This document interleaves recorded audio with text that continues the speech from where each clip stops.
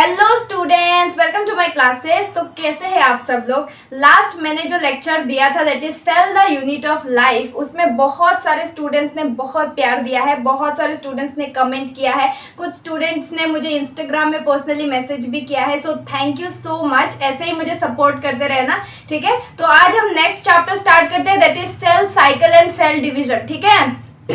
जोश कैसा है बताओ, फुल जोश रखना है, ठीक है। साथ में पानी वानी लेके बैठा करो क्योंकि ये चैप्टर जो है इंटरेस्टिंग है, लेकिन एनसीईआरटी से तुम्हें समझ में नहीं आएगा डायरेक्टली, तो तुम्हें लेक्चर अटेंड करके फिर एनसीईआरटी पढ़ना है, ठीक है ना। सो स्टार्ट करें, चलो स्टार्ट कर ही देते यार, चलो आओ।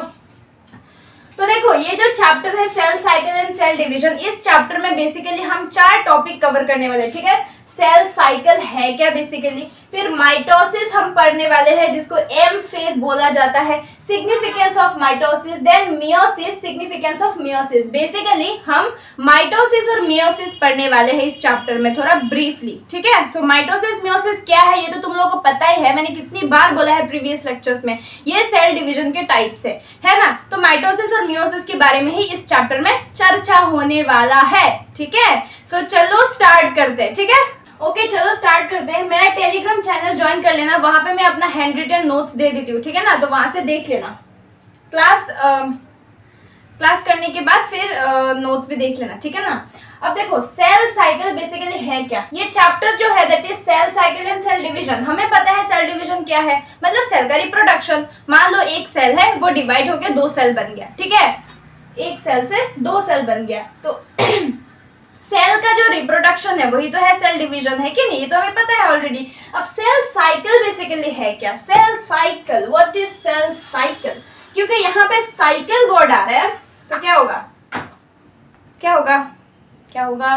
सुनो क्या होगा।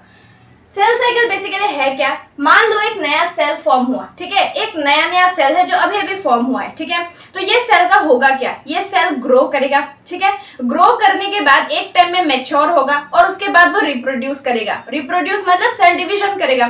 तो एक सेल के ग्रोथ से लेके रिप्रोडक्शन करने तक अंदर में जो भी प्रोसेस हो रहा है that is called cell cycle.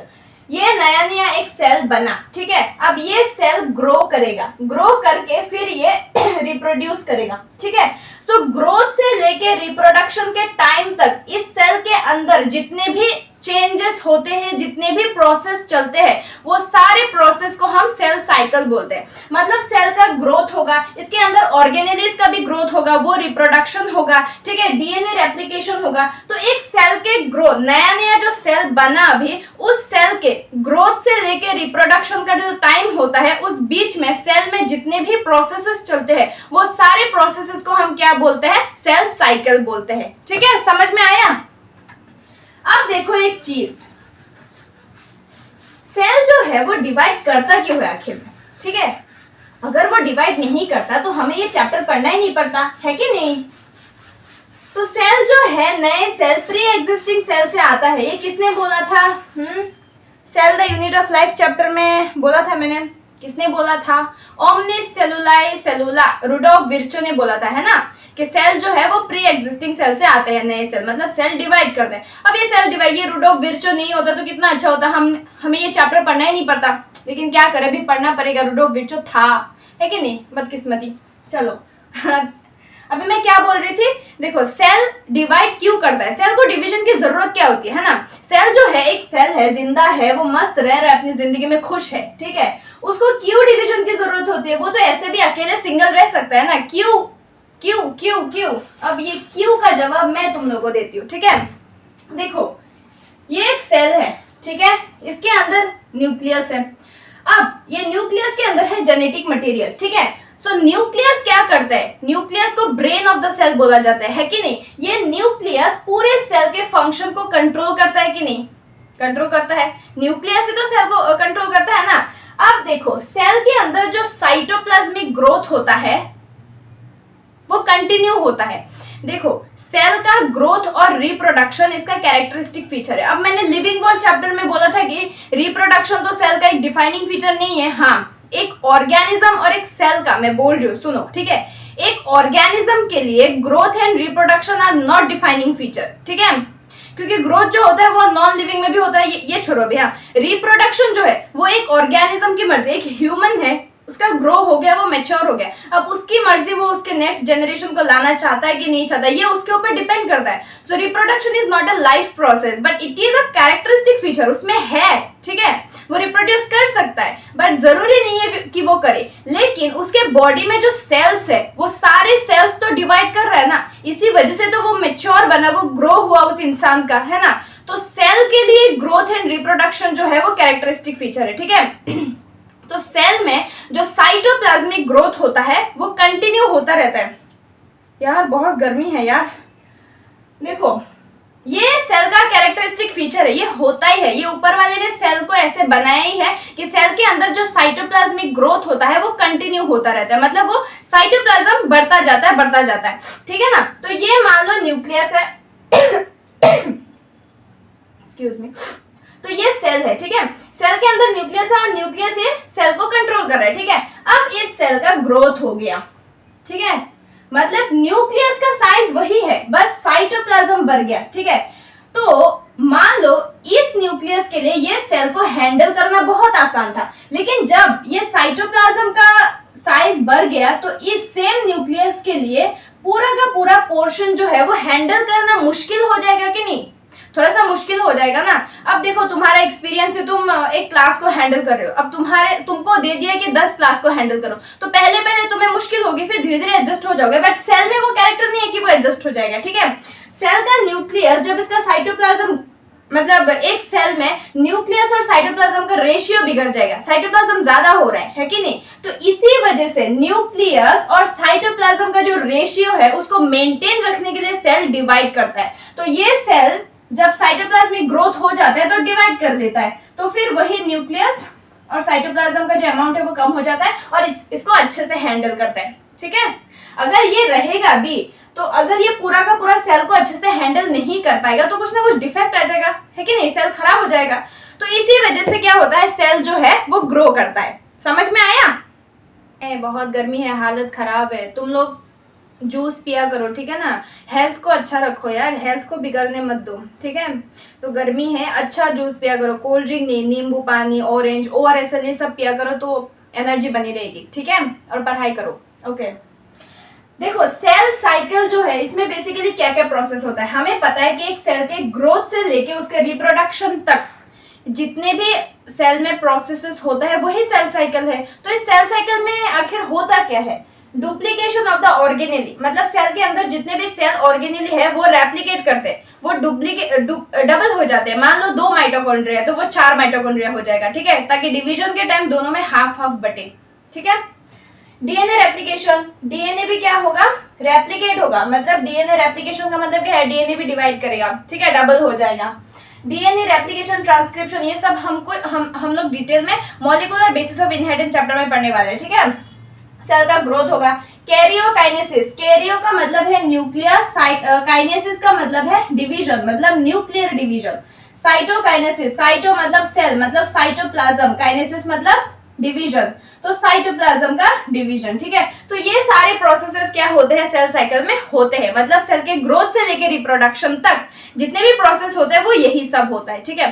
अब देखो हर एक सेल अलग अलग होता है, हमें तो पता है, क्योंकि हर एक सेल का साइज एंड शेप, फंक्शन सब कुछ अलग अलग होता है, ठीक है, डिपेंड करता है। और वैसे ही हर सेल का जो डिवीजन का टाइम है वो भी अलग अलग होता है, ठीक है। जैसे कि फॉर एग्जाम्पल ई कोलाई मतलब क्या है, एस्ट्रेसिया कोली, ये सबसे कॉमन बैक्टीरिया है जो रिसर्च के लिए यूज होता है। ई कोलाई जो बैक्टीरिया है ये ओनली 20 मिनट्स में डिवीजन करता है, ओनली 20 मिनट्स में। तुम सोचो, इमेजिन करो, एक ई कोलाई बैक्टीरिया है वो हर 20 मिनट में डिवीजन कर रहा है, एक बैक्टीरिया 2 बना रहा है, तो दुनिया में कितने सारे बैक्टीरिया है, ये तो सिर्फ ई कोलाई है, और भी बैक्टीरिया, ये 20 मिनट में कर रहा है, तो और कितने बैक्टीरिया होंगे, है ना। इतना कम टाइम में रिप्रोड्यूस कर रहे हैं तो दुनिया भर में बैक्टीरिया प्रेजेंट है कि नहीं। फिर है ईस्ट, सेराविशिया उल्टा क्यों बोल रही हूँ, सैक्रोमाइसिस सेराविशिया, ठीक है। सो ये जो ईस्ट है ये 90 मिनट्स में डिवीजन करता है, ठीक है।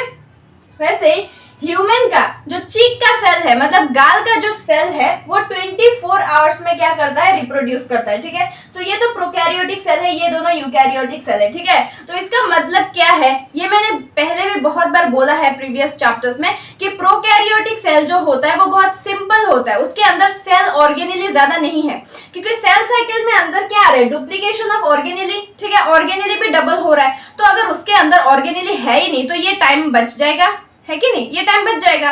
तो यूकैरियोटिक सेल जो होता है उसमें बहुत सारे ऑर्गेनेली होता है, तो वो सब कुछ डबल होना पड़ेगा, तो उसमें टाइम लगता है, ठीक है। तो बेसिकली इसमें यही समझाया जा रहा है, जो प्रोकैरियोटिक सेल है उसमें टाइम कम लगता है डिवीजन का, और जो यूकैरियोटिक सेल है उसमें टाइम ज्यादा लगता है, ठीक है। ओके, सो अब हम हर एक फेज के बारे में पढ़ते हैं, मतलब अब हम सेल साइकिल को डिटेल में देखेंगे, ठीक है। पता है आज इतनी ज्यादा गर्मी है ना कि मैं ना दुकान से आइसक्रीम लाई थी, पता है, आइसक्रीम मैंने रूम में रखा और मैं अपनी फ्रेंड के रूम में गई, बस आई थिंक 2-3 मिनट के लिए, आके देखा कि मैं पानी पानी हो गई। अब देखो सेल साइकिल, ठीक है, हमें ये तो समझ में आ गया कि सेल साइकिल क्या है, समझ में आया है ना, आया है ना, ओके। नहीं आया है तब कमेंट करो, मैं फिर से समझा दूंगी, ठीक है। और टेलीग्राम में बात कर सकते हो, वहां भी डाउट पूछ सकते हो, ठीक है। तो ये देखो, ये जो सेल साइकिल है, सेल साइकिल क्या है हमें पता है। अब ये जो सेल साइकिल है इसका 2 फेज होता है, ठीक है, एक होता है इंटरफेज, एक होता है एम फेज या फिर माइटोटिक फेज या माइटोसिस फेज, ठीक है। इंटरफेज जो होता है वो प्रिपरेटरी फेज होता है, रेस्टिंग फेज होता है, 90 पास होता है, ब्ला ब्ला ब्ला ब्ला ब्ला, जो भी लिखा वो भूल जाओ, मैं बोलती हूँ सुनो, ठीक है।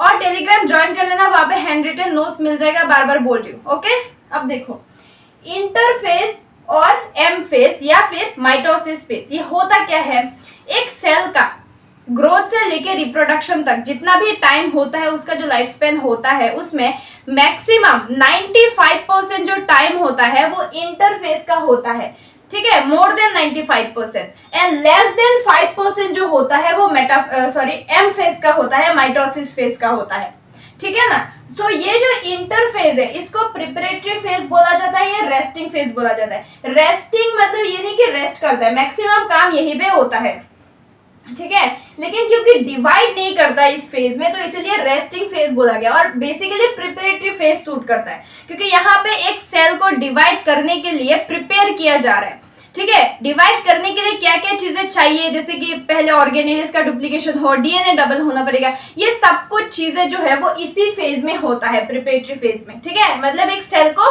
डिवीजन के लिए प्रिपेयर किया जा रहा है। तो ये जो इंटरफेज है ये 3 फेज में बटा हुआ है, G1 phase gap 1, S phase synthesis phase, G2 phase gap 2, मतलब G1 S और G2 फेज, ठीक है।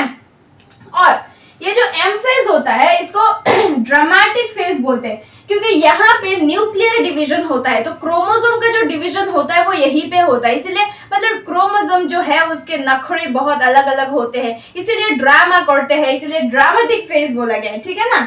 इसका भी 2 फेज है, कैरियोकाइनेसिस मतलब न्यूक्लियर डिवीजन और साइटोकाइनेसिस मतलब साइटोप्लाज्म का मतलब सेल डिवीजन, ठीक है। सो बेसिकली यहां तक इंटरफेस तक क्या होता है, ये प्रिपेयर होता है, प्रिपेयर होके फिर एम फेज में आके डिवाइड करता है, ठीक है।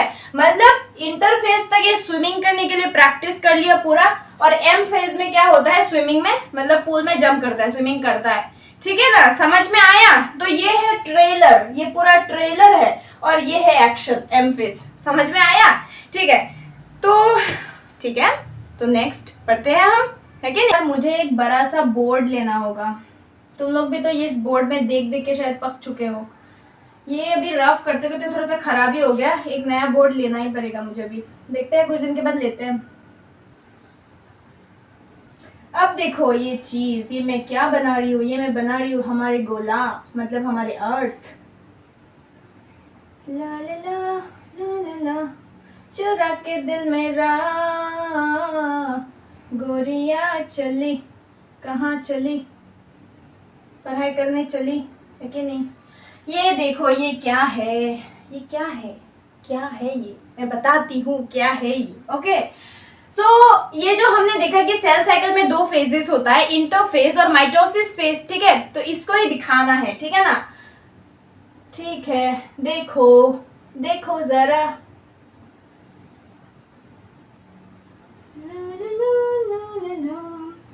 ये पर छोटा क्यों हो गया भाई। अब देखो, तो एक सेल के बेसिकली साइकिल का टाइमिंग दिखा रहा है यहाँ पे, टाइमिंग। ओके, देखो ये पूरा का पूरा जो फेज है दैट इज इंटरफेज यहाँ तक, ठीक है। आई होप समझ में आ रहा है, दिख रहा है, क्योंकि एक सेल का 95% मोर देन 95% जो टाइम होता है, मतलब देखो जैसे कि जो ई कोलाई बैक्टीरिया था वो 20 मिनट्स में डिवीजन कर रहा है ना, तो 20 मिनट्स में से 18 मिनट्स उसका इंटरफेज होता है और 2 मिनट्स डिवीजन का होता है, ठीक है। जैसे कि ह्यूमन चिक सेल जो होता है वो 24 आवर्स में क्या कर रहा था, डिवीजन कर रहा है अभी भी, है ना। सो 24 आवर्स में से 23 आवर्स जो है वो उसका इंटरफेज होता है, प्रिपरेटरी फेज होता है, ठीक है, और 1 आवर में वो डिवाइड कर देता है, ठीक है कि नहीं। खाना बनाने में टाइम लगता है, खाने में टाइम नहीं लगता है कि नहीं, वही बात है, ठीक है। सो एक सेल का ये सेल साइकिल है पूरा, तो इसका मैक्सिमम जो टाइम है वो है इसका इंटरफेज। तो इंटरफेज में 3 फेज आता है, पहला आता है G1, ये G लिखा है मैंने, पहले आता है ये G1 फेज, फिर आता है S फेज, फिर आता है G2 फेज, ठीक है ना। ये मत सोच लेना कि ये G2 छोटा क्यों है S से, ऐसा बिल्कुल भी नहीं है, ठीक है ना, ये टाइमिंग यहाँ पे नहीं दिया है। अब G1, S और G2 ये पूरा का पूरा क्या है, इंटरफेज है, ठीक है। अब इंटरफेज के बाद शुरू होता है M फेज, तो यहां से लेके यहां तक ये क्या होगा, M फेज होगा या फिर माइटोसिस फेज, ठीक है। अब तुम लोग ये मत सोचना कि इंटरफेज है एक और एक M फेज है, तो M से तो माइटोसिस भी आ रहा है, मियोसिस भी आ रहा है, तो जब मियोसिस करेगा तो वो मियोटिक फेज नहीं, M फेज का मतलब है माइटोसिस फेज, ठीक है। लेकिन जब हम मियोसिस पढ़ेंगे तो मियोसिस में 2 मियोसिस पढ़ेंगे, मियोसिस 1 और मियोसिस 2, तो meiosis 2 equal to M phase होगा, मतलब माइटोसिस होगा। M फेज मतलब माइटोसिस फेज ही होता है, मियोसिस नहीं होता, समझ में आया।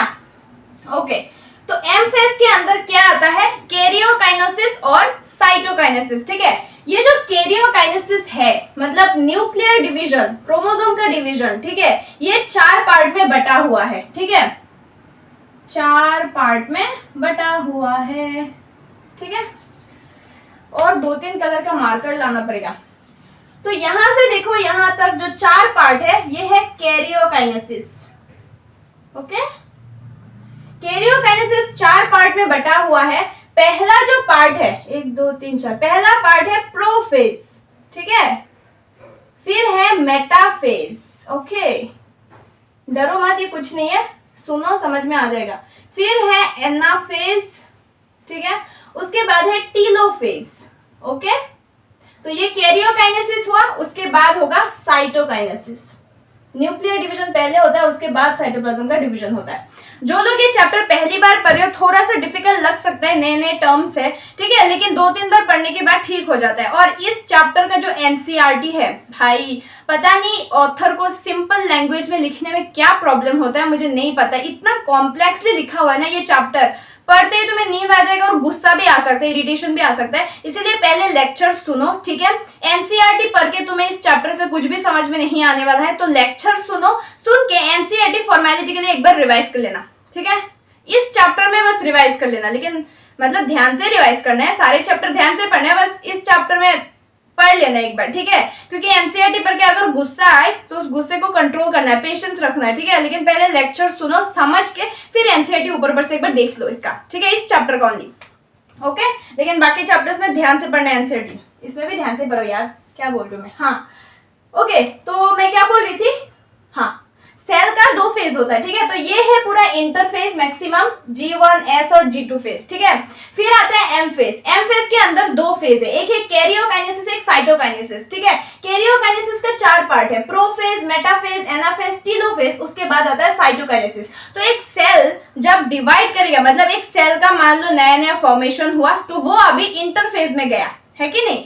सो इंटरफेज में जब गया वो पूरा सेल डिवाइड करने के लिए प्रिपेयर हो गया, इंटरफेज उसका खत्म हो गया, अभी वो एम फेज में एंटर करेगा। तो पहले कैरियोकाइनेसिस करेगा, मतलब न्यूक्लियस का डिवीजन करेगा, उसके बाद वो साइटोप्लाज्मिक डिवीजन करेगा और फाइनली सेल डिवाइड हो जाएगा, ठीक है। सो हम एक एक फेज को पढ़ने वाले हैं। सबसे पहले हम स्टार्ट करेंगे इंटरफेस का G1। ओके, अब एक चीज देखो, यहाँ पे एनसीईआरटी में एक लाइन लिखा हुआ है।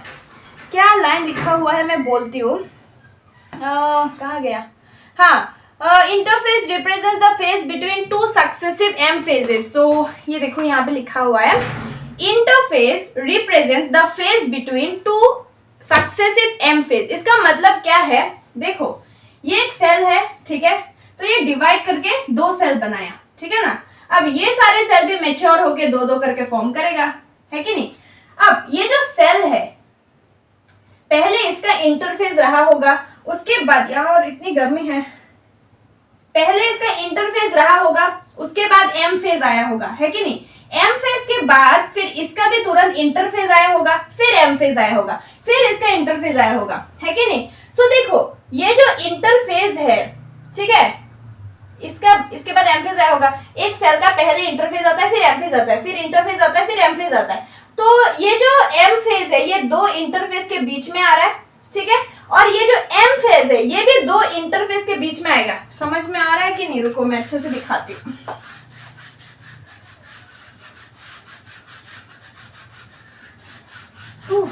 ओके, देखो देखो, ये एक सेल है, ये भी एक सेल है, ये भी एक सेल है, एंड ये भी एक सेल है। तो इसका पहले इंटरफेस रहेगा, फिर एम फेज रहेगा, इसका भी पहले इंटरफेस फिर एम फेज रहेगा, इसका भी interface M phase, interface M phase, phase phase phase. Okay, so देखो ये जो इंटरफेस है ये दो एम फेज के बीच में आ रहा है, और ये जो एम फेज है ये भी दो इंटरफेस के बीच में आ रहा है, ठीक है। तो इसी को बोला गया है, ठीक है। So M phase is between two successive interface, interface is between two successive M phase, ठीक है, यही है इसका मीनिंग, ठीक है। अब हम एक एक फेज को पढ़ते हैं। सबसे पहले हम स्टार्ट करेंगे इंटरफेस, और ये हम यहाँ पे मियोसिस पढ़ रहे हैं अभी, ठीक है, सॉरी माइटोसिस पढ़ रहे हैं अभी, उसके बाद मियोसिस पढ़ेंगे, ठीक है ना, क्योंकि इंटरफेस के बाद हम एम फेज पढ़ेंगे। एम फेज का मतलब है माइटोसिस फेज, फिर हम मियोसिस पढ़ेंगे। तो स्टार्ट करें अभी इंटरफेस। हाउ इज द जोश, let's start with interface. Okay, तो चलो स्टार्ट करते हैं अभी इंटरफेस, ठीक है। सो इंटरफेस प्रिपरेटरी फेज है, रेस्टिंग फेज है, पता है, ठीक है। अब इसका 3 फेज है टोटल, ठीक है। ये पूरा का पूरा हमारा इंटरफेस है, G1 S G2 फेज, ठीक है। सो एक सेल का पहला फेज इंटरफेज होता है, मतलब एक नया सेल फॉर्म होने के बाद जिस फेज में जाता है वो पहला इंटरफेज होता है। तो पहले G1 फेज में होता क्या है, सेल का ग्रोथ होगा, ठीक है। सेल का जो ग्रोथ है वो सिर्फ G1 फेज में नहीं होगा, सेल डिवीजन तक, मतलब एम फेज से एम फेज में घुसने से पहले तक G1 S G2 हर एक फेज में सेल का ग्रोथ होता रहेगा, ठीक है। ये चलता रहेगा, ये कंटिन्यू है, ये सेल का जो ग्रोथ है वो कंटिन्यूइंग ग्रोथ है, ठीक है, ये चलता ही रहेगा। मोस्ट ऑर्गेनेली डुप्लीकेट्स, तो G1 फेज में मैक्सिमम जो भी सेल ऑर्गेनेली है, like endoplasmic reticulum, Golgi apparatus, ribosome, जितने भी सेल ऑर्गेनेली होता है वो सारे most of the organelle duplicate कर जाएगा। डुप्लीकेट का मतलब डबल हो जाएगा, अगर 2 है तो 4 बन जाएगा, 4 है तो 8 बन जाएगा, क्योंकि जब सेल डिवाइड होगा तब उसको इक्वली डिवाइड करना होगा, है कि नहीं, उसको इक्वली डिवाइड करना होगा। मतलब मान लो एक सेल है, इसको इक्वली डिवाइड करना, हर एक चीज दोनों में इक्वल आएगा, ठीक है ना। सो यही है, डुप्लीकेट हो जाता है। ATP synthesis for energy, RNA, amino acid and protein synthesis. देखो ये जो सेल है इसको सेल डिवाइड करने के लिए प्रिपेयर करा रहे हैं, तो ऑफ कोर्स सेल में बहुत ज्यादा एनर्जी चाहिए डिवीजन के लिए, तो इसीलिए एटीपी सिंथेसाइज ज्यादा होता है, ठीक है। आरएनए भी बनता है, अमीनो एसिड भी बनता है, अमीनो एसिड से प्रोटीन सिंथेसाइज भी होता है, ठीक है। तो ये सब कुछ चीजें जो है वो G1 फेज में होता है, ठीक है ना। अब देखो एक चीज, कुछ कुछ सेल क्या होता है G1 फेज के बाद, मतलब नॉर्मली तो G1 फेज के बाद S फेज में जाता है सेल, ठीक है, लेकिन कुछ कुछ सेल है जो G1 फेज के बाद रुक जाता है, ठीक है, मतलब S फेज में नहीं जाता है, वो एक G0 फेज में चला जाता है, जिसको हम बोलते हैं quiescent phase, quiescent stage of life cell cycle, ठीक है, क्विशेंट स्टेज जिसको G0 से रिप्रेजेंट किया जाता है, ठीक है ना। सो इसमें होता क्या है, G1 से वो डायरेक्टली इनएक्टिव स्टेज में चला जाता है, G0 में चला जाता है, वो इनएक्टिव होता है और फिर वो फर्दर डिवाइड नहीं कर सकता, मतलब उस सेल में मेटाबॉलिक एक्टिविटीज होता रहेगा, वो सेल लिविंग रहेगा, उसमें एनर्जी मिलती रहेगी, लेकिन वो डिवाइड नहीं कर सकता। फॉर एग्जाम्पल हार्ट के सेल्स, ठीक है। तो ऐसे सेल जो होते हैं वो क्या होते हैं, G0 फेज में रहते हैं, ठीक है। अब देखो एक चीज, क्या देखोगे, हाँ अब G2 फेज देखते हैं, ठीक है। अब G2 फेज में जाने के बाद क्या होगा, ठीक है। अब G1 फेज में क्या क्या हो गया, एनर्जी प्रोड्यूस हो गया, most of the cell organelle जो है वो क्या हो गया, डुप्लीकेट कर गया, बाकी जितने भी है वो G2 फेज में करेगा, ठीक है। अब हम देखते हैं एस फेज, इसके G1 के बाद एस आता है ना, हाँ एस फेज देखते हैं। एस फेज में क्या होगा, जो एनिमल के सेल है, ठीक है, इन एनिमल्स सेंट्रियोल डुप्लीकेट्स, ठीक है। और यहां पे डीएनए रेप्लिकेशन भी होगा, ओके। डीएनए का कंटेंट जो है वो डबल हो जाएगा, डीएनए कंटेंट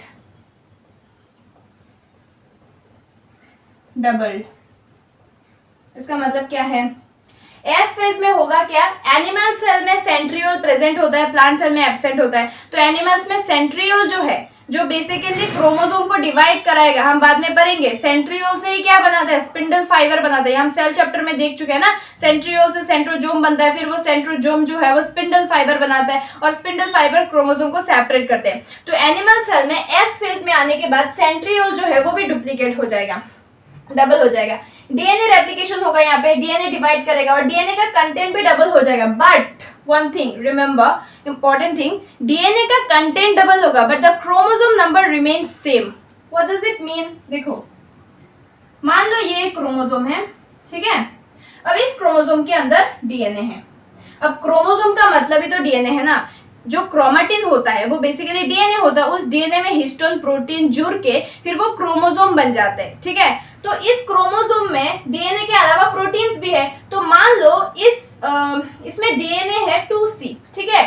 एस फेज में आने के बाद जो डीएनए है वो डबल हो जाता है, मतलब डीएनए का अमाउंट जो है वो बढ़ जाता है, ठीक है। मान लो हो गया 4C, but chromosome number same है। यहाँ पे अगर 2N है, यहाँ पे भी 2N ही होगा। एक ही क्रोमोसोम के अंदर डीएनए जो है वो डबल हो गया, ठीक है, लेकिन क्रोमोसोम एक ही है, ठीक है। एस फेज में ये होता है, क्रोमोसोम डुप्लीकेट नहीं होगा, ठीक है ना। अब देखो हर एक चीज जो है वो डबल क्यों हो रही है, ये हम मियोसिस पढ़ रहे हैं, ठीक है। डबल क्यों हो रही है, क्योंकि उसको डिवाइड करना है, और डिवाइड करने के बाद डॉटर सेल में उसको, दोनों डॉटर सेल में, एक सेल डिवाइड होकर 2 बनता है, तो दोनों डॉटर सेल में उसको इक्वली हर चीज डिस्ट्रीब्यूट करना है। इसीलिए फॉर एग्जाम्पल मान लो तुम्हारे पास 100 रुपीज है, ठीक है।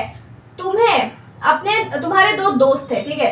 2 दोस्तों को तुम्हें यही 100 रुपए इक्वली देना है। अब तुम्हारे पास है ही 100 रुपए, तो दोनों को तुम इक्वली 50-50 करके दे पाओगे ना, लेकिन अगर तुम इस 100 का पहले डबल करोगे, 200 करोगे, फिर दोनों में 100 बांट पाओगे, है कि नहीं। तो इसीलिए पहले चीजें यहाँ पे डबल हो रही है, ताकि नए डॉटर सेल में इक्वली, मतलब जितना पेरेंट में था उतना ही डॉटर सेल में जाए। समझ में आया। तो एस फेज में बेसिकली यही होता है, ठीक है। अब G2 फेज में क्या होता है, देखो G2 फेज में होता क्या है, G2 phase 3, okay. G2 phase में क्या होता है, यहां पे भी आरएनए प्रोटीन सिंथेसिस होता है, ठीक है।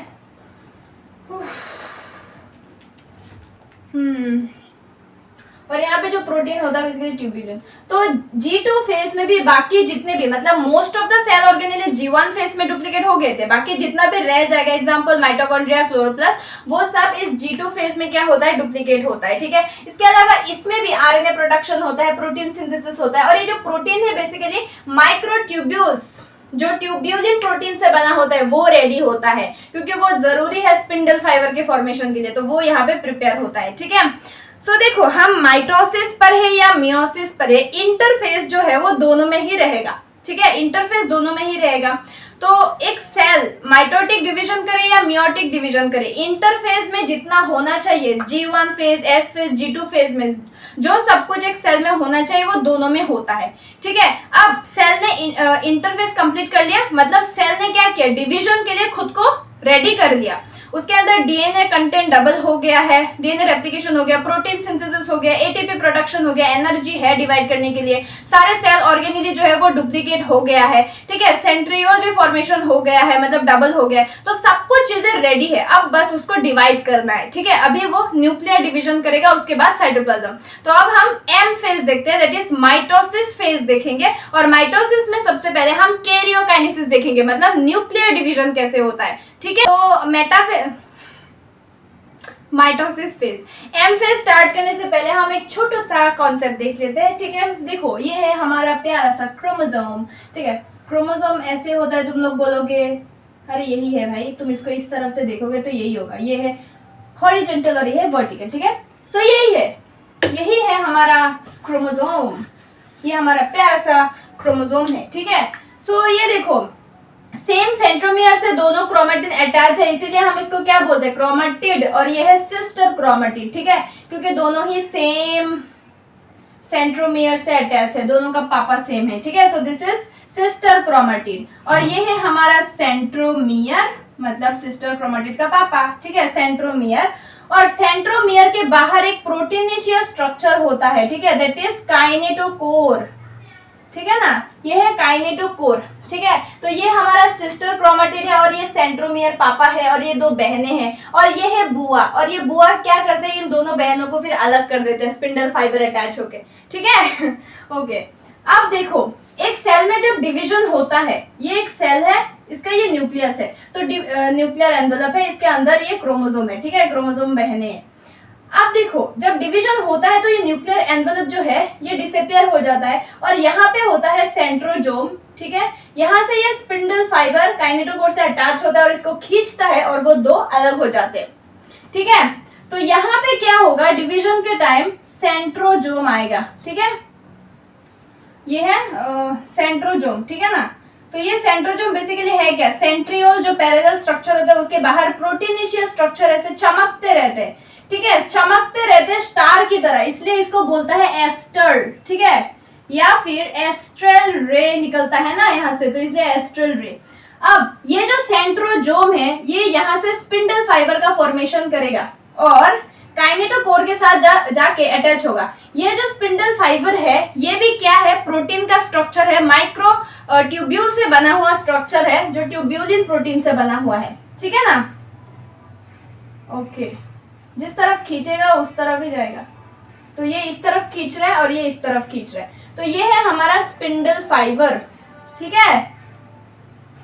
तो ये स्पिंडल फाइबर इन दोनों को ऐसे खींचेगा और ये दो क्रोमोसोम जो है वो सेपरेट हो जाएगा, ठीक है। ये हम थोड़ी देर बाद पढ़ेंगे, लेकिन ये पहले ये थोड़ा सा ओवरव्यू ले लो, ठीक है। अब देखो ये जो एस्टर है और ये जो स्पिंडल फाइबर है, दो एस्टर है और दो स्पिंडल फाइबर होगा हमेशा, ठीक है। सो 2 एस्टर प्लस 2 स्पिंडल फाइबर, इन दोनों को एक साथ बोलते हैं माइटोटिक एपारेटस, ठीक है, माइटोटिक एपारेटस।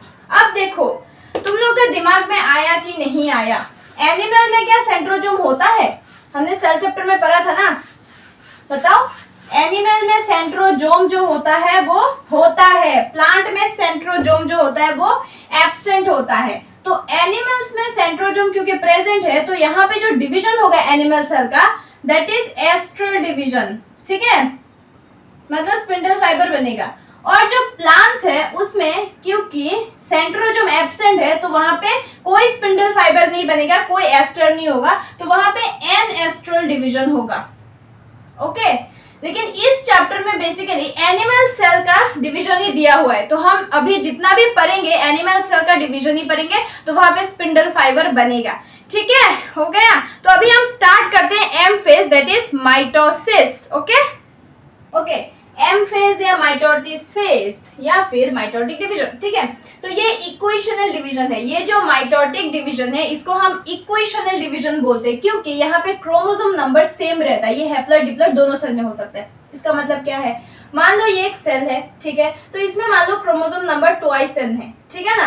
सो इसके जो डॉटर सेल बनेंगे इसमें भी 2n ही होंगे। अगर इसमें n है तो इसके डॉटर सेल में भी n ही होगा, ठीक है। मतलब मान लो क्या मान लो एक सेल है, ठीक है, उसमें 16 क्रोमोसोम है, ठीक है, तो उसके वो डिवीजन के बाद उसके जो डॉटर सेल बनेंगे दोनों में 16 क्रोमोसोम आएगा, ठीक है। तो बेसिकली सेल डिवाइड कैसे होता है, एक सेल से हमेशा दो सेल ही बनेगा, ठीक है, और दोनों में इक्वल चीज हो जाएगा। तो माइटोसिस, अगर वो सेल माइटोटिक डिवीजन कर रहा है तो वहां पे पेरेंट में जितना क्रोमोसोम नंबर है डॉटर सेल में भी उतना ही क्रोमोसोम नंबर जाएगा, ठीक है, और बाकी का सेल ऑर्गेनेली भी तो सेम ही जाएगा, इक्वल बटेगा दोनों में, इसीलिए इसको इक्वेशनल डिवीजन बोल रहे हैं। और ये हैप्लॉइड सेल डिप्लॉइड सेल दोनों में होता है माइटोसिस, ठीक है, क्योंकि यहाँ पे क्रोमोसोम नंबर सेम रहता है, चेंज नहीं होता, इसीलिए ये हैप्लॉइड सेल डिप्लॉइड सेल दोनों में रह सकते हैं।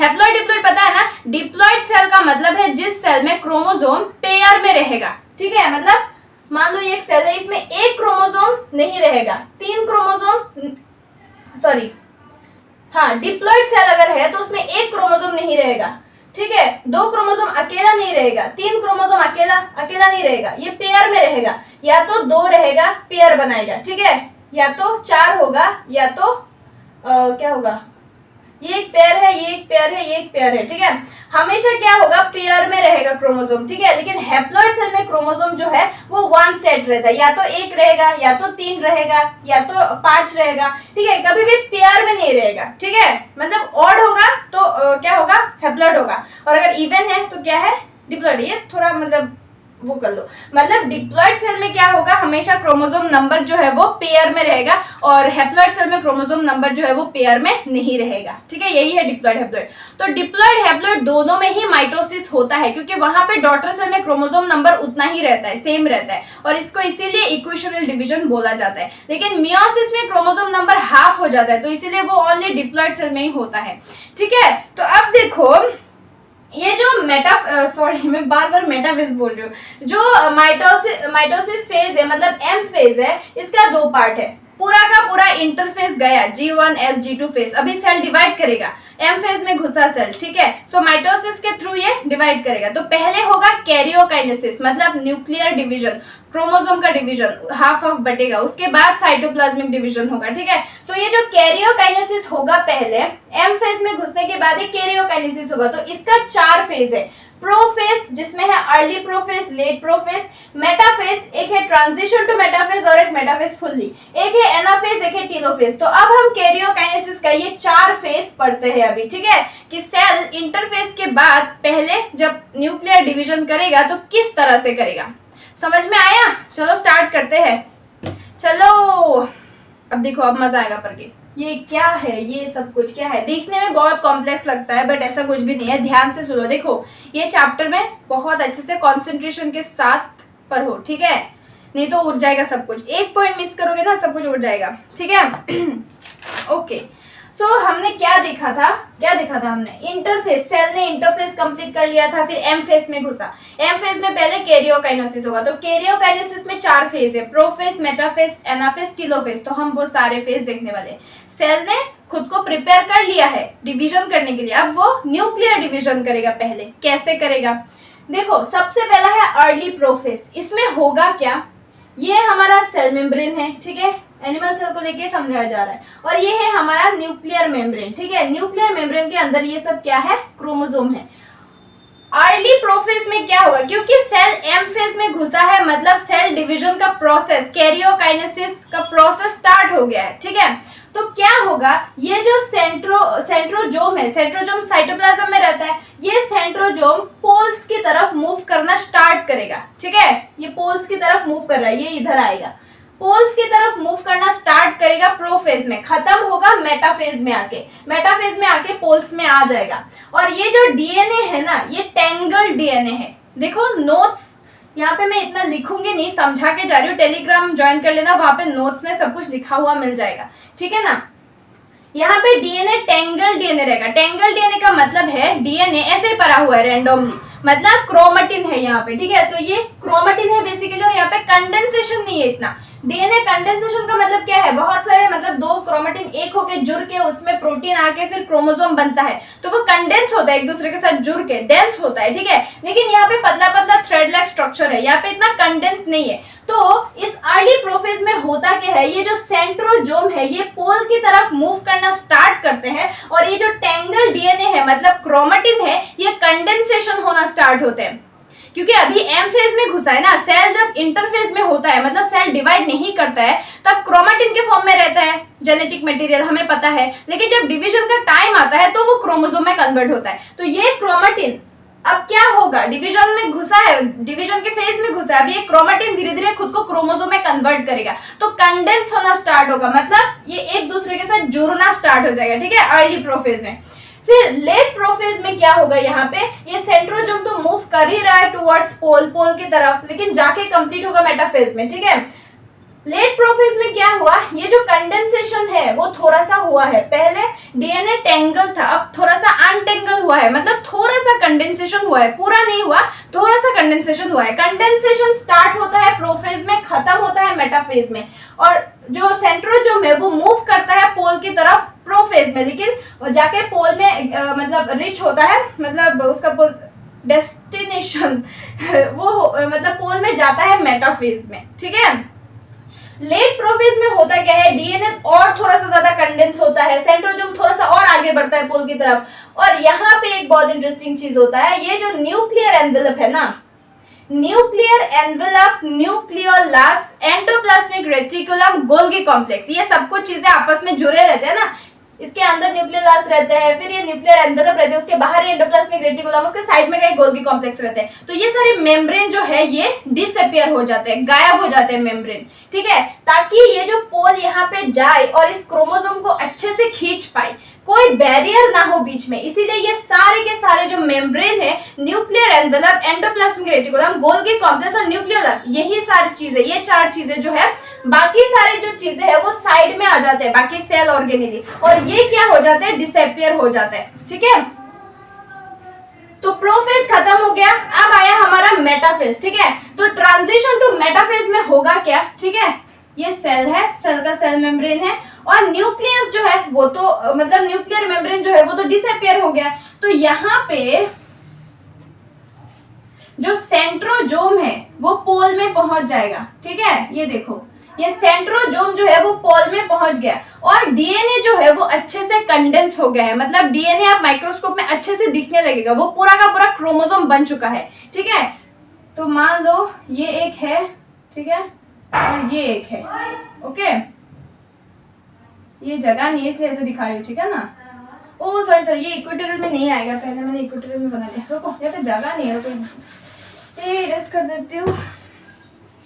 तो ट्रांजिशन टू मेटाफेज में होगा क्या, ये सेल मेम्ब्रेन है, ठीक है, यहाँ पे क्या रहेगा हमारा सेंट्रोजोम, मतलब पोल में पहुंच गया है, ठीक है। अब ये जो क्रोमोसोम है ये भी कंडेंस हो चुका है अच्छे से, ठीक है, ये देखो,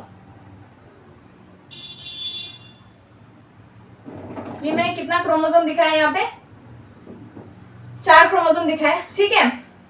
लेकिन ये जो क्रोमोसोम है ये अच्छे से कंडेंस हो गया है, बट एक लाइन में नहीं है, ये रैंडमली अरेंज है अभी भी, ठीक है। तो यहाँ पे सेंट्रोजोम क्या करेगा, स्पिंडल फाइबर बनाएगा, ये देखो, ये स्पिंडल फाइबर बना रहा है, ठीक है, दोनों तरफ से, ठीक है।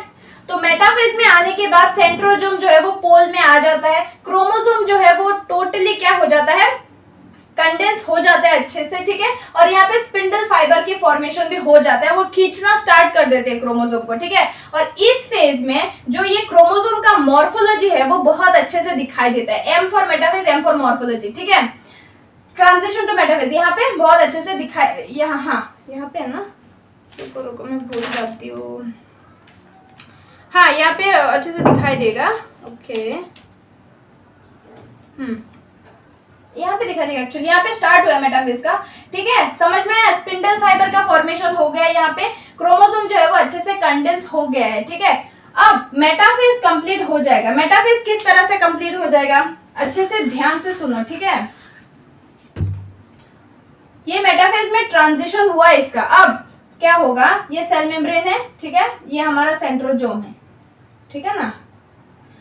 अब यहाँ पे जो क्रोमोसोम है वो एक लाइन में अलाइन हो जाएगा, ठीक है।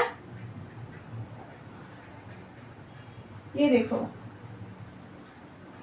ये एक लाइन में अलाइन हो गया सारे क्रोमोसोम, और यहाँ पे क्या है, स्पिंडल फाइबर है, ठीक है, खींच रहा है इसको सेपरेट करने के लिए।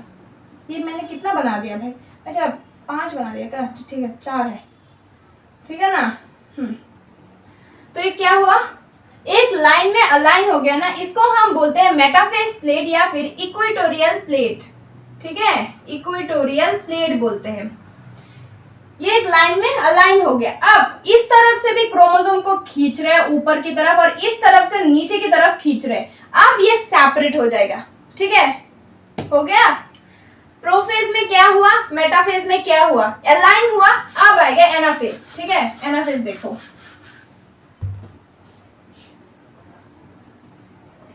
मेटाफेज में इसका मॉर्फोलॉजी अच्छे से दिखाई देगा यहाँ पे, और एनाफेज में इसका एनाटॉमी अच्छे से दिखाई देगा। एनाफेज में होगा क्या, ये स्पिंडल फाइबर है, सॉरी हाँ ये सेंट्रोसोम है, ठीक है। अब इसको सेपरेट कर लिया, ठीक है। ये जो एक क्रोमोसोम है ऐसा, इसको इस तरफ से खींच रहा है, इसको इस तरफ से खींच रहा है, तो बीच में कट हो जाएगा ना, आधा आधा चला जाएगा। तो ऊपर ऐसे आधा चला गया, ठीक है, विथ सेंट्रोमियर। आधा सेंट्रोमियर ऊपर चला जाएगा, आधा सेंट्रोमियर नीचे आ जाएगा। समझ में आ रहा है ना, देखो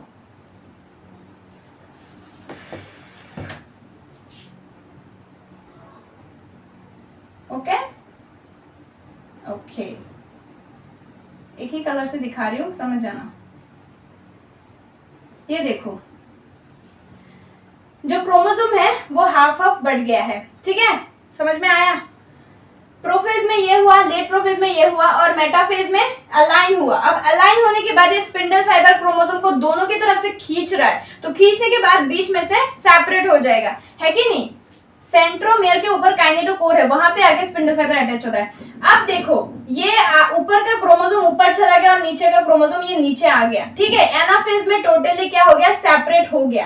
अब ये स्पिंडल फाइबर और ये जो सेंट्रोजोम है, सेंट्रोजोम, अब क्या होगा देखो, समझ में आ रहा है कि नहीं मुझे नहीं पता। अगर समझ में नहीं आया तो कमेंट में बता देना प्लीज, ठीक है ना। एनाफेज कंप्लीट हो गया, मतलब ये क्रोमोसोम जो है वो सेपरेट हो गया। अब लास्ट जो फेज है दैट इज टेलोफेज। अब इसमें क्या होगा,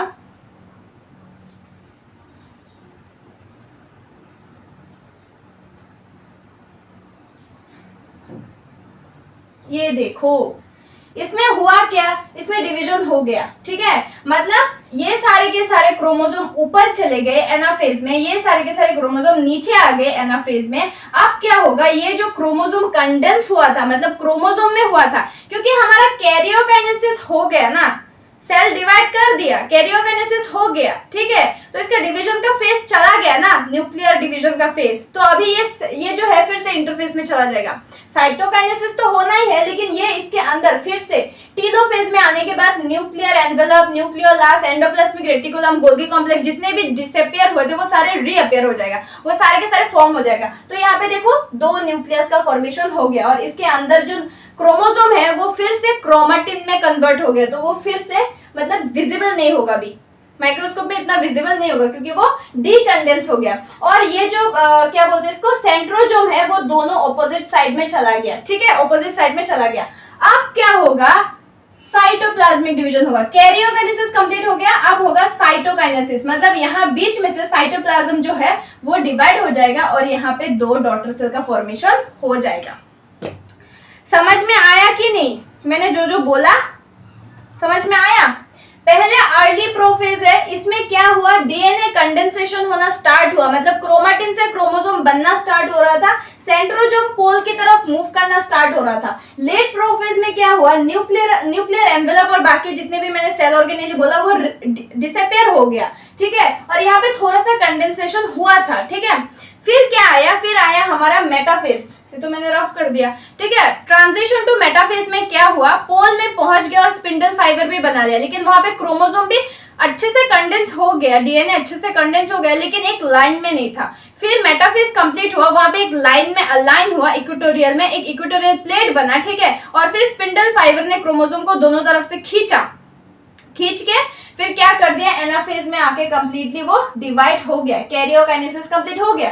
अब टीलोफेज में आके ये जो हुआ, स्पिंडल फाइबर जो है वो फिर डिसअपियर हो जाएगा, स्पिंडल फाइबर एनाफेज में डिसअपियर हो जाएगा, ठीक है, सॉरी टीलोफेज में डिसअपियर हो जाएगा, मतलब एनाफेज तक कंप्लीट हो गया ना डिवीजन, टीलोफेज में जाके ये स्पिंडल फाइबर डिसअपियर हो जाएगा और ये जो सेंट्रोजोम दो है, दो अलग अलग साइड में चले जाएंगे न्यूक्लियस के साथ और दो न्यूक्लियस बन जाएगा फिर से, और डीएनए जो है वो फिर से डीकंडेंस हो जाएगा, मतलब क्रोमैटिन में कन्वर्ट हो जाएगा फिर से, और तो ये हो गया हमारा पूरा का पूरा दो न्यूक्लियस बनने का प्रोसेस, मतलब एक सेल के अंदर ही अभी क्या हो गया, दो न्यूक्लियस बन गया है, ठीक है। तो अभी कैरियोकाइनेसिस कंप्लीट हो गया, अभी होगा साइटोप्लाज्म का डिवीजन। तो अब साइटोप्लाज्म जो है वो डिवाइड करके दो सेल का फॉर्मेशन कर देगा। अब एक चीज देखो,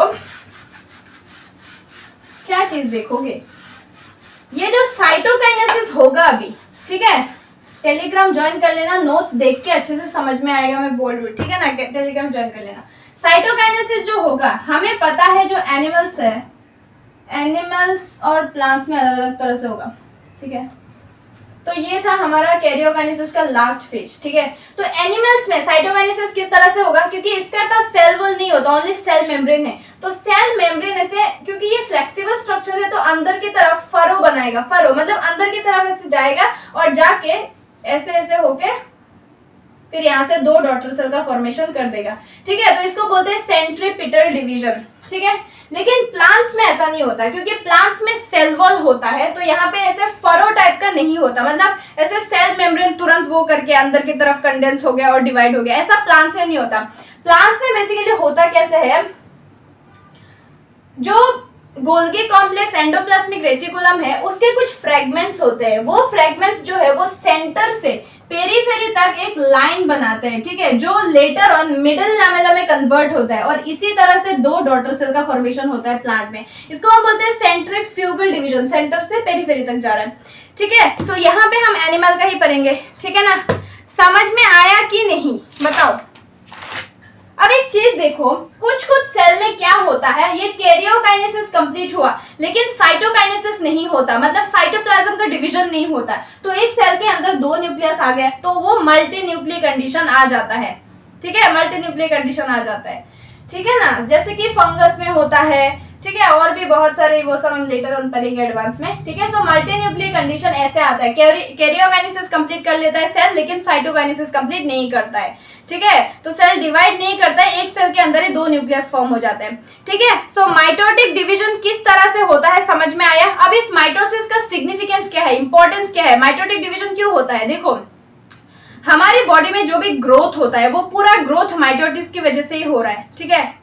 हमारा बॉडी डिप्लॉयड है, डिप्लॉयड सेल हो या हैप्लॉयड सेल हो, उसमें क्रोमोसोम नंबर सेम ही रहता है, ठीक है, हाफ नहीं होता। तो इसी वजह से जो ऑर्गेनिज्म का ग्रोथ है उसके लिए माइटोटिक डिवीजन जो है वो रेस्पॉन्सिबल है। और मान लो कोई इंजरी हुआ, मान लो तुम्हारे यहाँ को चोट लग गई, ब्लड निकल रहा है, ठीक है, तो ये जो टिश्यू है इसको रिपेयर करने के लिए भी ये माइटोटिक डिवीजन ही होता है। तो बेसिकली ग्रोथ के लिए माइटोटिक डिवीजन है, ठीक है। तो ये इसका सिग्निफिकेंस है, समझ में आया।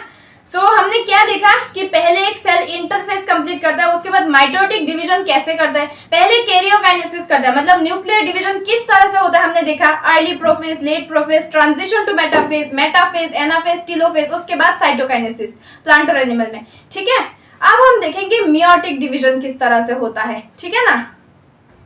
इंटरेस्टिंग लग रहा है कि नहीं, या बोरिंग लग रहा है।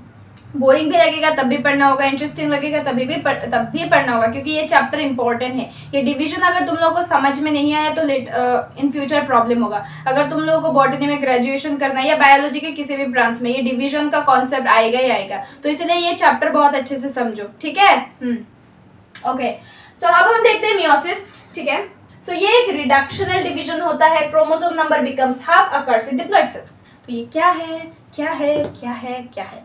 तो हमने पढ़ा था कि माइटोसिस जो होता है वो इक्वेशनल डिवीजन होता है, क्योंकि वहां पे क्रोमोसोम नंबर सेम रहता है, बट यहाँ पे क्रोमोसोम नंबर हाफ हो जाता है, ठीक है। अगर एक सेल में क्रोमोसोम 20 है तो वो 10 हो जाएगा डॉटर सेल में, अगर 40 है तो डॉटर सेल में 20 हो जाएगा, ठीक है। एग्जांपल के लिए बोल रही हूँ, ठीक है। जैसे कि ह्यूमन में 46 क्रोमोसोम होता है तो सेक्स सेल में कितना आता है 23 आता है, ठीक है। गैमीट्स में 23 क्रोमोसोम होता है ह्यूमन का, ठीक है। सो ये क्रोमोसोम नंबर हाफ हाफ बना देता है। अब रिड्यूस कर देता है ऐसे नहीं बोल सकते, हाफ हो जाता है, ठीक है। क्रोमोसोम नंबर हाफ हो जाता है, इसीलिए इसको रिडक्शनल डिवीजन बोलते हैं। और ये ओनली डिप्लॉइड सेल में पाया जाता है, क्योंकि डिप्लॉइड सेल में पेयर में होता है क्रोमोसोम, तो उसका हाफ हो सकता है। हैप्लॉइड सेल में ऑलरेडी 1, अगर मान लो किसी में 1 क्रोमोसोम है तो वो क्या हाफ क्रोमोसोम बनेगा मियोसिस करके? तो नहीं होगा।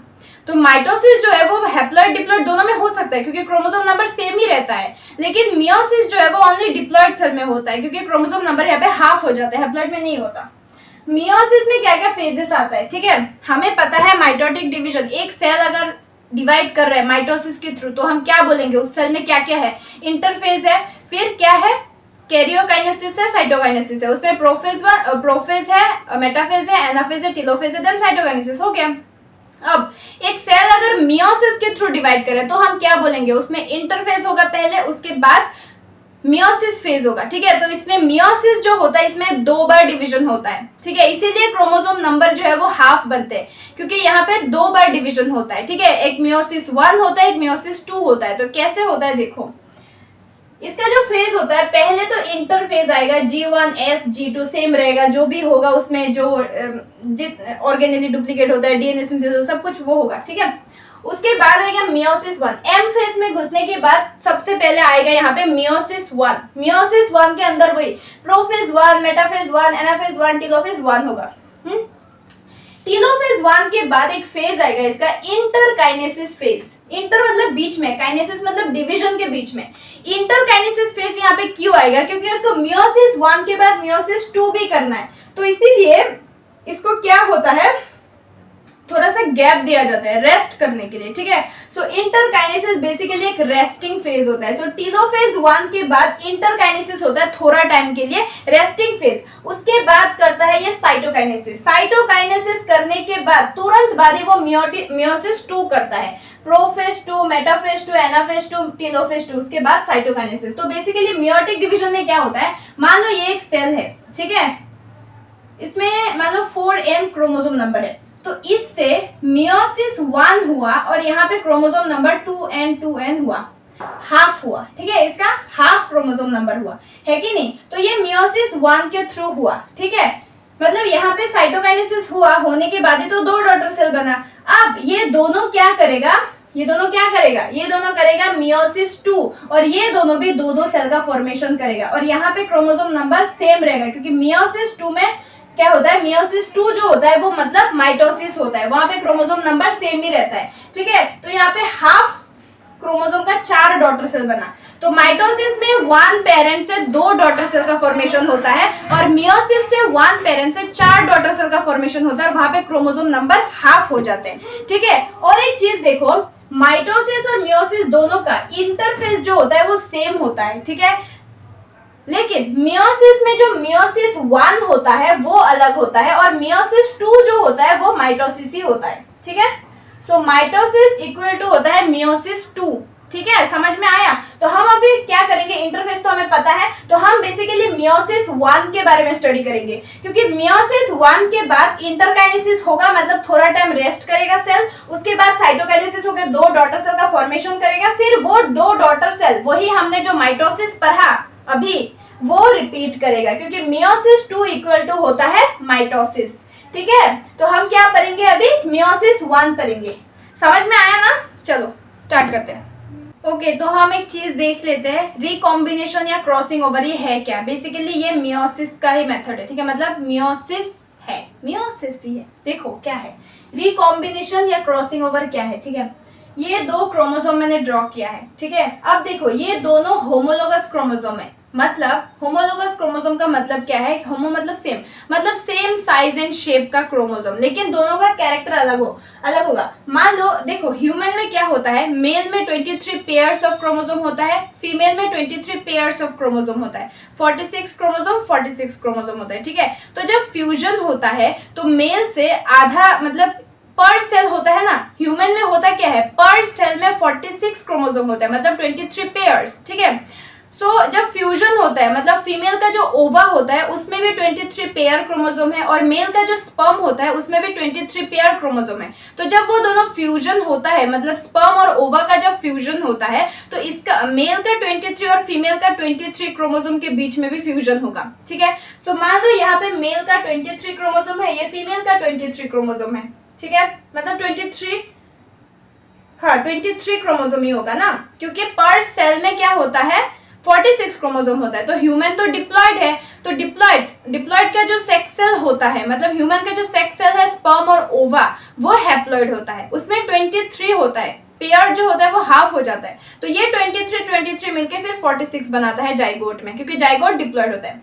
समझ में आया मैंने क्या बोला? समझ में आया? ह्यूमन जो होता है वो डिप्लॉयड होता है कि नहीं? तो पर सेल में क्या है 46 क्रोमोसोम है, लेकिन ह्यूमन का जो गैमीट्स है वो हैप्लॉयड है। तो अगर गैमीट हैप्लॉयड है और डिप्लॉयड सेल में 46 क्रोमोसोम है तो हैप्लॉयड आधा होगा तो 23 क्रोमोसोम होगा। तो स्पर्म में 23 क्रोमोसोम होता है, ओवा में 23 क्रोमोसोम होता है। ठीक है, तो जब फ्यूजन होता है स्पर्म और ओवा का तो 23 और 23 क्रोमोसोम का फ्यूजन होगा और वहां पे 23 पेयर बन जाएगा, मेल का 23 फीमेल का 23, टोटल 46 क्रोमोसोम हो जाएगा और 23 पेयर बन जाएगा, फिर 46 आ जाएगा जाइगोट में जो डिप्लॉयड होता है। ठीक है, फिर वो माइटोसिस करके फिर एक ऑर्गेनिज्म बनाता है। समझ में आया? अब ये जो 23 अलाइन होता है, मान लो ये मेल का 23 क्रोमोसोम है, फीमेल का 23 क्रोमोसोम है। ठीक है, इन क्रोमोसोम में ये क्रोमोसोम नंबर 1 है, यहाँ पे ये क्रोमोसोम नंबर 1, ये 2, ये 2। ठीक है, तो होमोलोगस क्रोमोसोम जो है वो पेयर बनाता है। मतलब मान लो ये मेल का 3 नंबर क्रोमोसोम फीमेल का 1 नंबर क्रोमोसोम के साथ पेयर नहीं बनाएगा, 3 वाला 3 के साथ ही बनाएगा, इसलिए तो 3 है। ठीक है, तो होमोलोगस क्रोमोसोम जिसका साइज एंड शेप सेम होता है वो क्रोमोसोम को हम बोलते हैं होमोलोगस क्रोमोसोम। और होमोलोगस क्रोमोसोम में क्या करता है, पेयरिंग करता है। ठीक है, पेयर बनाता है। तो अब ये दोनों मान लो होमोलोगस क्रोमोसोम है, एक मेल है एक फीमेल है। ठीक है, तो यहाँ पे होगा क्या, ये दोनों क्या है, सिस्टर क्रोमेटिड्स है कि नहीं? ये दोनों सिस्टर क्रोमेटिड्स है और ये दोनों भी सिस्टर क्रोमेटिड्स है, लेकिन इसका एक क्रोमेटिड और इसका एक क्रोमेटिड, ये दोनों नॉन सिस्टर क्रोमेटिड है कि नहीं? ये दोनों नॉन सिस्टर क्रोमेटिड है। अब क्रॉसिंग ओवर में होता क्या है, ये नॉन सिस्टर क्रोमेटिड के बीच में पेयरिंग होगा। ठीक है, मतलब यहां पे देखो ये एक क्रोमोसोम है, ठीक है, और ये वाला एक क्रोमोसोम है। ठीक है, तो यहाँ पे ये क्रॉसिंग ओवर हो रहा है। ठीक है, नॉन सिस्टर क्रोमेटिड के बीच में क्या हो रहा है, क्रॉसिंग ओवर हो रहा है, क्रॉस हो रहा है ऐसे। मतलब ये एक क्रोमोसोम है, ये क्रोमोसोम है, अब दोनों मिलकर ऐसे क्रॉस कर रहे हैं। ठीक है, तो ये होता है मतलब ये मियोसिस का प्रोसेस है, क्रॉसिंग ओवर ही होता है मियोसिस 1 में। ठीक है, तो अब देखो यहाँ पे ये क्रॉसिंग ओवर हुआ। ठीक है, अब इसके बीच में ये सेपरेट हो जाएगा। ठीक है, यहाँ पे क्रॉसिंग ओवर हुआ मतलब इसका कुछ जीन्स इसमें ट्रांसफर हुआ, इसका कुछ जीन्स इसमें ट्रांसफर हुआ, इसीलिए तो मियोसिस में मतलब सेक्सुअल रिप्रोडक्शन में क्या आता है, वेरिएशन आता है। ठीक है, वेरिएशन यहीं से आता है क्रॉसिंग ओवर से, क्योंकि इसका कुछ जीन इसमें चला गया, इसका कुछ जीन इसमें चला गया। क्योंकि माइटोटिक डिवीजन में एकदम सेम टू सेम निकलते हैं, 100% सेम, पेरेंट जैसा है डॉटर सेल भी वैसा ही है। लेकिन मियोसिस में ऐसा नहीं होता, मियोसिस में वेरिएशन आते हैं। ठीक है, पेरेंट जैसे है डॉटर में थोड़ा बहुत, डॉटर सेल में थोड़ा बहुत डिफरेंस आएगा, वेरिएशन आएगा, तभी तो एवोल्यूशन होता है, और ये इसी क्रॉसिंग ओवर की वजह से होता है। ठीक है, तो यहाँ पे जो ये डिवाइड होगा अब ये होगा मियोसिस 1। मैं अभी फिर से अच्छे से समझाऊंगी, अभी एक ओवरव्यू ले लो। ठीक है, ये मियोसिस 1 है। ठीक है ना, सो अब देखो ये क्रोमोसोम बन गया, ये दोनों पेयर में था, क्रॉसिंग ओवर हुआ, अब ये सेपरेट हो गया। तो ये कुछ इस तरह से सेपरेट हुआ। देखो इसका कुछ पोर्शन यहाँ पे आ गया। ठीक है, और इसका कुछ पोर्शन यहाँ पे आ गया, तो ये दोनों डिफरेंट बन गया ना। अब ये जो सेपरेट होगा, अब ये दो एक से ये एक क्रोमोसोम, एक सेल के अंदर ये क्रोमोसोम पेयरिंग में था। ठीक है, अब इसमें ये डिवीजन हुआ और यहाँ से 2 डॉटर सेल बना। ठीक है, मियोसिस 1 होके अब ये जो 2 डॉटर सेल है ये करेगा मियोसिस 2 मतलब माइटोसिस। ठीक है, तो माइटोसिस में ये बीच में से डिवाइड हो जाएगा, तो यहाँ पे टोटल 4 सेल का फॉर्मेशन हो जाएगा। देखो कुछ इस तरह से होगा,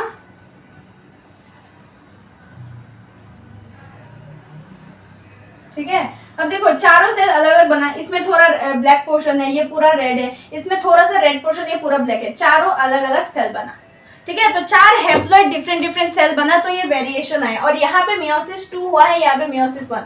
so this is crossing over या रिकॉम्बिनेशन। अब हम मियोसिस 1 जो अच्छे से पढ़ेंगे उसमें ये कॉन्सेप्ट काम आने वाला है, ठीक है। तो चलो स्टार्ट करते हैं अभी।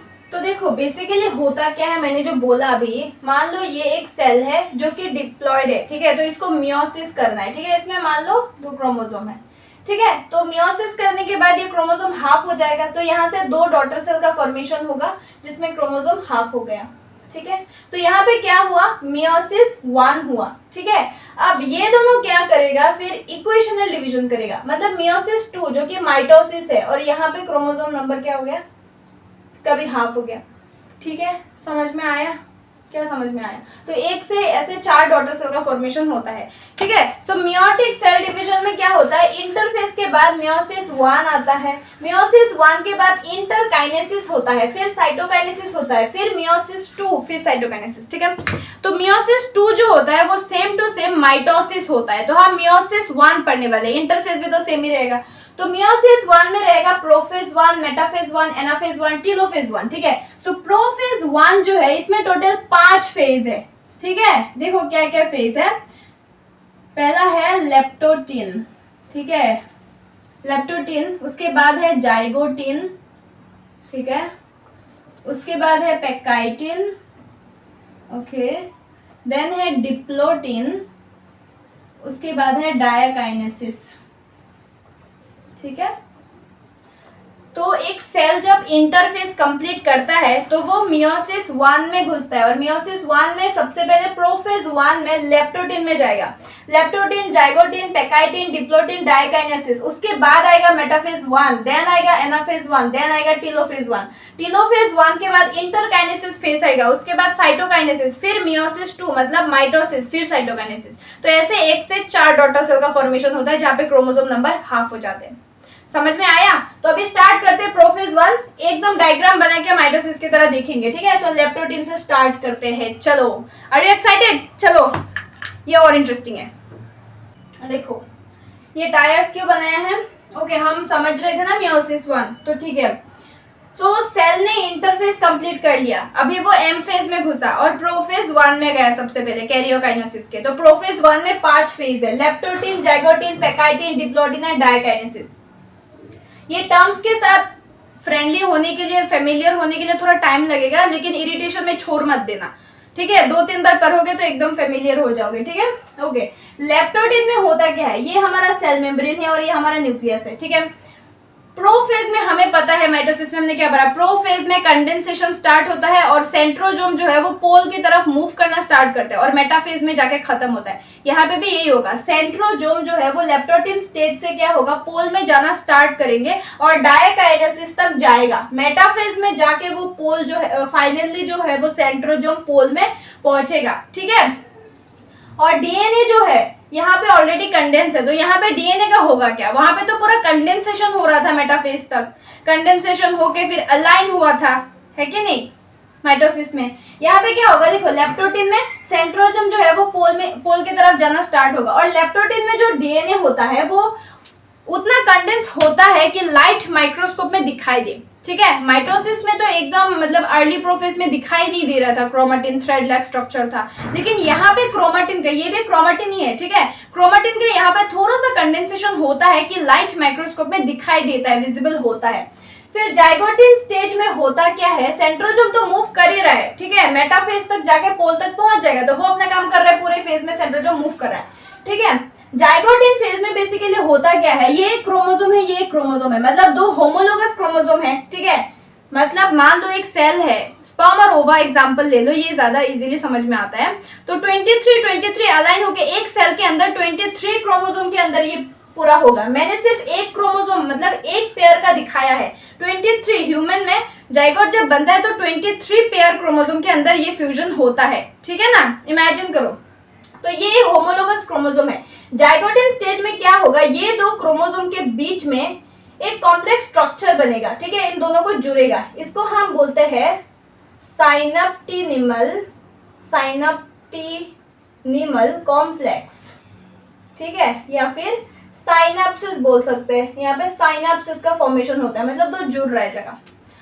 पेकाइटिन स्टेज में क्या होगा, सेंट्रोजोम तो मूव कर ही रहा है, यहाँ पे ये साइनेप्सिस रहेगा, साथ में यहाँ पे क्रॉसिंग ओवर स्टार्ट होगा, रिकॉम्बिनेशन यहाँ पे स्टार्ट होगा, ठीक है। और लेप्टोटिन और जाइगोटिन से ज्यादा वर्क पेकाइटिन स्टेज में लेता है एक सेल, ठीक है ना। ओके, अब देखो एक सेल का तुम ये ऐसे बता नहीं सकते, क्योंकि हर सेल का जो डिवीजन टाइम है वो अलग है, हमें पता है। तो हर सेल का इंटरफेस अलग होगा, इंटरफेस का टाइम अलग होगा, ये लेप्टोटिन का टाइम अलग होगा, जाइगोटिन का टाइम अलग होगा, हर सेल का अलग अलग होगा। तो तुम्हें वो जानने के लिए तुम्हें माइक्रोस्कोप में देखना पड़ेगा। ऐसा कोई भी चीज नहीं है कि अभी ये दिख रहा है, मतलब ऐसा इंडिकेटर नहीं है कि अभी लेप्टोटिन फेज चल रहा है, ऐसा नहीं है। तुम्हें माइक्रोस्कोप में अगर ऐसा कुछ दिखाई दे रहा है तो वो लेप्टोटिन स्टेज है, अगर साइनेप्सिस का फॉर्मेशन हुआ है अभी तो जाइगोटिन स्टेज है, तुम्हें ऐसे समझना है, ठीक है। ओके, तो पेकाइटिन स्टेज में क्या होगा, क्रॉसिंग ओवर स्टार्ट होगा, ठीक है। तो क्रॉसिंग ओवर स्टार्ट हो गया। अब डिप्लोइडिन स्टेज में क्या होगा, ये जो साइनेप्सिस है ये डिसअपियर हो जाएगा, ठीक है। और यहाँ पे जो क्रॉसिंग ओवर हुआ है दो क्रोमोसोम के बीच में, होमोलोगस क्रोमोसोम के बीच में, ये यहाँ पे एक एक्स लाइक स्ट्रक्चर का फॉर्मेशन होगा जिसको हम बोलते हैं कियाज्माटा। तो कियाज्माटा कौन से फेज में शुरू होता है, डिप्लॉइडिन स्टेज में शुरू होता है, प्रोफेज 1 का, इन मियोसिस 1, ठीक है। डाइकाइनेसिस फेज में क्या होगा, ये जो न्यूक्लियर एनवेलप है, न्यूक्लियर लास्ट है, एंडोप्लाज्मिक रेटिकुलम और गोल्गी कॉम्प्लेक्स है, वो क्या हो जाएगा, डिसअपियर हो जाएगा। और सेंट्रोजोम ऑलमोस्ट पोल को, मतलब पोल में पहुंचने वाला है। तो यहाँ पे क्या होगा, डाइकाइनेसिस फेज में ये साइनेप्सिस तो गायब यहाँ पे ही हो गया, और ये कियाज्माटा भी क्या हो जाएगा, गायब हो जाएगा। ये कियाज्मा मतलब क्रॉसिंग ओवर अभी खत्म हो गया, कियाज्मा गायब हो जाएगा। तो इसका कुछ कैरेक्टर इसमें आ गया, इसका कुछ कैरेक्टर इसमें आ गया। देखो ब्लैक में मैंने थोड़ा सा रेड डॉट बनाया और रेड में थोड़ा ब्लैक डॉट बनाया, ठीक है। सो ये हमारा प्रोफेज 1 है। अब हम देखते हैं मेटाफेज 1, उसमें क्या होता है, ठीक है। सो अभी हमारा ये स्ट्रक्चर बन के रेडी हो गया है डाइकाइनेसिस का, ठीक है। अभी प्रोफेज 1 का है ये, अभी प्रोफेज 1 से जाएगा ये मेटाफेज 1। अभी देखते क्या होता है। ओके, अब देखो हमने प्रोफेज 1 का डाइकाइनेसिस तक देखा कि डाइकाइनेसिस में ये हुआ, ठीक है। मतलब जो न्यूक्लियर एनवेलप है वो क्या हो गया, डिसअपियर हो गया, और ये जो क्रॉसिंग ओवर है वो भी कंप्लीट हो गया। तो प्रोफेज 1 कंप्लीट हो गया, leptotene, zygotene, pachytene, diplotene and diakinesis. अब क्या होगा, मेटाफेज में जाएगा, मेटाफेज 1, ठीक, क्योंकि मियोसिस 1 है ना, तो मेटाफेज 1 में होगा क्या, ठीक है। यहाँ पे क्या होगा, जो पोल सेंट्रोजोम है वो पोल में पहुंच गया, ठीक है। और ये जो क्रोमोसोम है इसमें इक्वेटोरियल लाइन भी आ गया, ठीक है। 2 प्लेट्स बनेंगे अभी इक्वेटोरियल प्लेट्स। अगर जितने क्रोमोसोम का पेयर है उतना बनेगा, अगर 23 पेयर्स है तो 23 प्लेट्स बनेंगे। समझ में आया। तो यहाँ पे क्योंकि मैंने दो क्रोमोसोम को दिखाया है तो यहाँ पे 2 इक्वेटोरियल प्लेट्स बनेंगे, ठीक है। और इसको क्या करेगा, यहाँ पे स्पिंडल फाइबर का फॉर्मेशन होगा, ठीक है। स्पिंडल फाइबर फॉर्मेशन होगा और उसको खींचेगा, ठीक है। खींचने के बाद ये ऊपर चला जाएगा और ये नीचे आ जाएगा। अब मेटाफेज 1 में क्या होगा, इक्वेटोरियल प्लेट्स बनेगा, ठीक है। एनाफेज 1 में क्या होगा, ये पूरा का पूरा सेपरेट हो जाएगा, मतलब ये जो क्रोमोसोम है ये ऊपर चला जाएगा, ये नीचे आ जाएगा। समझ में आया, समझ में आया ना। हाँ, ये ऊपर चला गया और ये नीचे आ गया। यहाँ पे हाफ क्यों नहीं हुआ, ठीक है। होमोलोगस क्रोमोसोम जो है वो सेपरेट हो गया, मतलब ये दोनों होमोलोगस क्रोमोसोम है, ठीक है। अब ये दोनों एक, मतलब ये दोनों पेयर में है। वहां पे हमने क्या देखा था माइटोसिस में कि ये इन दोनों के बीच में वो हो गए, फिर ये दोनों सेपरेट हो रहे हैं, ठीक है। लेकिन यहाँ पे ये नहीं है, यहाँ पे क्रोमोसोम नंबर हाफ होगा, कैसे होगा अभी तुम्हें पता चलेगा। लेकिन देखो यहाँ पे क्या हो रहा है कि ये मेटाफेज 1 में इक्वेटोरियल प्लेट्स बना, एनाफेज 1 में ये जो क्रोमोसोम है ये ऊपर की तरफ चला जाएगा, ये क्रोमोसोम जो है वो नीचे की तरफ आ जाएगा। मतलब ये एक सेल में ये 2 क्रोमोसोम दिखाया जा रहा है कि नहीं। तो जब ये ऊपर चला जाएगा और ये नीचे आ जाएगा तो 2 न्यूक्लियस का फॉर्मेशन हो जाएगा। तो क्रोमोसोम नंबर हाफ हो गया कि नहीं हो गया। मतलब पहले हम देखो ये एक सेल है, इसके अंदर 2 क्रोमोसोम दिखाई दे रहा है। अब ये इस तरफ आ गया, ये इस तरफ आ गया, और यहाँ पे 2 अलग अलग न्यूक्लियस बन गया और बीच में सेपरेट हो जाएगा, तो 2 डॉटर सेल बन जाएगा और वहां पे क्रोमोसोम नंबर हाफ हो जाएगा। देखो सुनो, तो यहाँ पे क्रोमोसोम जो है उसको ऊपर की तरफ खींच लिया, ये नीचे की तरफ खींच लिया, ठीक है। एनाफेज 1 में। टेलोफेज 1 में क्या होगा, जो डिसअपियर हुआ था nuclear membrane, endoplasmic reticulum, nucleus, Golgi complex, वो वापस आ जाएगा, ठीक है। वापस आ जाएगा और वापस आके क्या हो गया, 2 न्यूक्लियस बना दिया इसने, ठीक है। 2 न्यूक्लियस बना दिया और सेंट्रोजोम जो है तो ऑपोजिट साइड में चला गया। अब ये टेलोफेज 1 के बाद, ठीक है, टेलोफेज 1 के बाद जो सेल है यहाँ पे हमें पता था माइटोसिस में टेलोफेज 1 के बाद डीएनए जो है न्यूक्लियस बनने के बाद डीकंडेंस हो गया था, क्रोमेटिन में फिर से कन्वर्ट हो गया था क्योंकि उसको और काम नहीं करना, वो इंटरफेज में चला जाएगा फिर से। लेकिन यहाँ पे क्या होगा, इसको मियोसिस 2 में जाना है, तो ये डीएनए इतना कंडेंस नहीं होगा, इतना डीकंडेंस नहीं होगा, थोड़ा सा होगा बट ज्यादा नहीं, क्योंकि इसको मियोसिस 2 करना है फिर से। तो थोड़ा टाइम के लिए टेलोफेज 1 के बाद ये जाएगा इंटरकाइनेसिस में, मतलब थोड़ा टाइम रेस्ट करने के लिए, ठीक है। सो इन ऐसे ही इसी फेज में वो अभी तक साइटोप्लाज्म का डिवीजन नहीं हुआ है, एक सेल के अंदर 2 न्यूक्लियस फॉर्म हुआ है, ठीक है। तो टेलोफेज 1 के बाद इंटरकाइनेसिस में जाएगा, मतलब थोड़ा टाइम के लिए वो रेस्ट करेगा, रेस्ट करने के बाद फिर करेगा साइटोकाइनेसिस, ठीक है। अब साइटोकाइनेसिस जब करेगा, ये जब साइटोकाइनेसिस करेगा तो यहाँ से 2 डॉटर सेल का फॉर्मेशन होगा। तो हमने देखा कि पहले एक सेल के अंदर 2 क्रोमोसोम था, अब ये देखो यहाँ से 2 बना और इसके अंदर 1 क्रोमोसोम आएगा, इसके अंदर 1 क्रोमोसोम आएगा। पहले तो ये दोनों सेम सेल के अंदर था, सेम न्यूक्लियस के अंदर, बट ये दोनों अभी डिफरेंट हो गया ना, एक एक करके आ गया, तो क्रोमोसोम नंबर हाफ हो गया ना। लेकिन माइटोसिस में हाफ हुआ था कैसे? माइटोसिस में नहीं हुआ था, सेम ही था ना, ठीक है। तो ये हुआ। अब ये जो साइटोकाइनेसिस करके 2 डॉटर सेल बना, अब ये 2 डॉटर सेल क्या करेगा, मियोसिस 2 करेगा, मतलब वो माइटोसिस करेगा पहला वाला, ठीक है। माइटोसिस करके क्या करेगा, माइटोसिस करेगा तो यहाँ पे क्या रहेगा, क्रोमोसोम नंबर सेम रहेगा, यहाँ से 2 डॉटर सेल का फॉर्मेशन हो जाएगा। समझ में आया कि नहीं? ये पूरा का पूरा प्रोसेस है। अब देखो तुम लोग, अभी लास्ट में बता देती हूँ। देखो माइटोसिस में क्या हुआ था, हमने क्या देखा था कि अगर पेरेंट में 2n है क्रोमोसोम नंबर, ठीक है, तो डॉटर सेल जो 2 फॉर्मेशन होगा, 2 ही बनेगा, वहां पे भी 2n रहेगा, ठीक है, क्रोमोसोम नंबर सेम रहेगा। मियोसिस में क्या हो रहा था, मान लो ये डॉटर सेल है और मियोसिस में हमेशा डिप्लॉइड में मियोसिस होगा, तो मान लो ये सेल है, पेरेंट सेल है, इसमें क्रोमोसोम नंबर है 4n, तो पहले ये क्या करेगा, मियोसिस 1 करेगा। मियोसिस 1 करने के बाद इसका क्रोमोसोम नंबर जो है वो हाफ हो गया, क्रोमोसोम नंबर हाफ हो गया। हमने देखा ना किस तरह से हुआ, हाफ हुआ।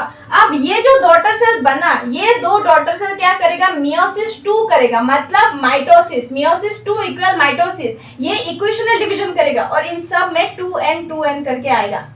तो एक सेल से 4 डॉटर सेल का फॉर्मेशन हुआ मियोसिस में, और चारों में क्रोमोसोम नंबर हाफ है। देखो पहले 4n था और चारों में 2n है। समझ में आया?